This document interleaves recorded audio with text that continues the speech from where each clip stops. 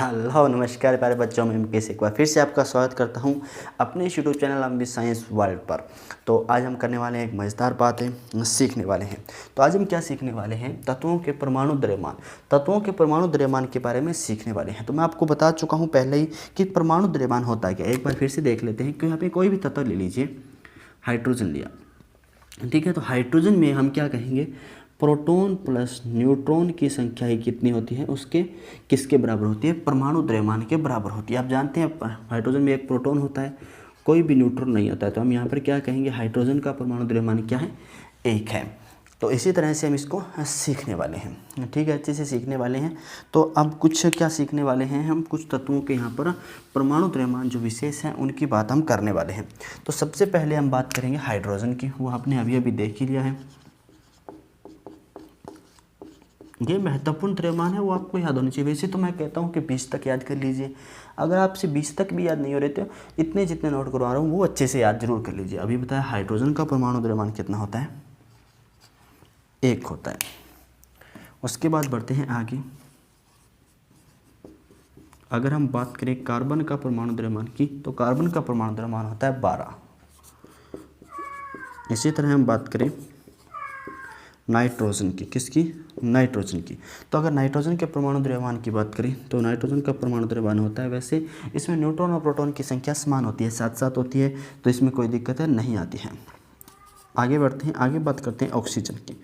जी हाँ, आगे हम जानने वाले हैं ऑक्सीजन के बारे में कि ऑक्सीजन है वो जानते हैं आप 8 नंबर पे आते हैं। तो 8 दूनी 16, ऑक्सीजन का परमाणु द्रव्यमान कितना होता है, 16। आगे देखते हैं हम सोडियम के बारे में।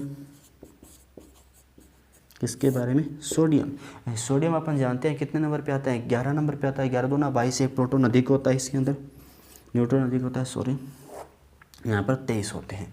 उसके बाद हम देख लेते हैं कुछ और अधिक कह सकते हैं महत्वपूर्ण, हम यहाँ पर जानेंगे मैग्नीशियम। जी हाँ, मैग्नीशियम है, इसके अंदर हम बात करें प्रोटॉन्स की या और न्यूट्रॉन की बात करें, मतलब हम किसकी बात करें, परमाणु द्रव्यमान की बात करें, तो परमाणु द्रव्यमान की संख्या होती है 24, ठीक है। अब आगे बढ़ते हैं। आगे हम और महत्वपूर्ण हो सकता है आपके लिए सल्फर। सल्फर को याद रखना जरूरी है।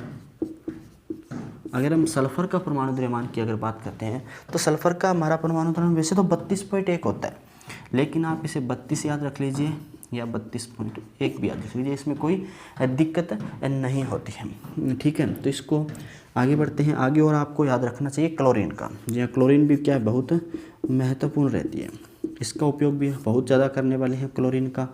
तो जो क्लोरीन होता है उसका परमाणु द्रव्यमान होता है 35.5, ठीक है। उसके बाद अगर बात कर लें, आपके लिए आवश्यक हो सकता है कैल्शियम। कैल्शियम के परमाणु द्रव्यमान की बात करें तो वह होता है 14। कितना होता है, 14 होता है। इसके अलावा बहुत से वैसे तो, लेकिन आपको इतनों को अच्छे से याद कर लीजिए। इतने अगर आपको अच्छे से याद हो जाते हैं तो बहुत अच्छी बात है। अब इनके परमाणु द्रव्यमान तो हो गए, परमाणु क्रमांक या हम कह सकते हैं कि जो इनका संकेत है उसको भी देख लेते हैं। हाइड्रोजन को दर्शाते हैं H के द्वारा, कार्बन को C के द्वारा, नाइट्रोजन को N के द्वारा, ऑक्सीजन को O के द्वारा, सोडियम को Na द्वारा, मैग्नीशियम को Mg द्वारा, सल्फर को S द्वारा, क्लोरीन को Cl द्वारा और कैल्शियम को Ca द्वारा। तो ये तो क्या इनके प्रतीक हैं, हम क्या कह सकते हैं कि तत्वों को दर्शाने के ये क्या है, प्रतीक है। इस प्रकार से इन तत्वों को आप क्या कर सकते हैं, दर्शा सकते हैं। तो आज की क्लास में बस इतना ही करते हैं और मिलते हैं आगे वाली क्लास में। फिर हम अपना लेसन है वो कंटिन्यू करने वाले हैं आगे। ये तो थी थोड़ी बेसिक जानकारी जिससे हमको इस लेसन में क्या अच्छे से सीखने में सहायता मिल सके। तो आज की वीडियो आपको कैसी लगी, अगर इससे आपको मदद मिलती है तो अपने दोस्तों के साथ इसे ज़रूर शेयर कीजिएगा।